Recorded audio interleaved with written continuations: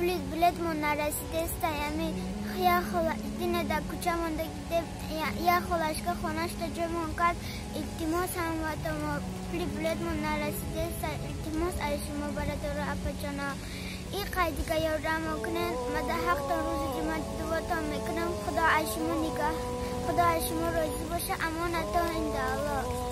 السلام علیکم و رحمت الله و برکات الله.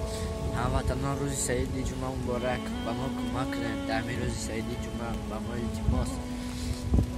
مادر من دپورت کردم. ما باید در مبین درست اشعار خبر است که برآمده به وطن برگردیم.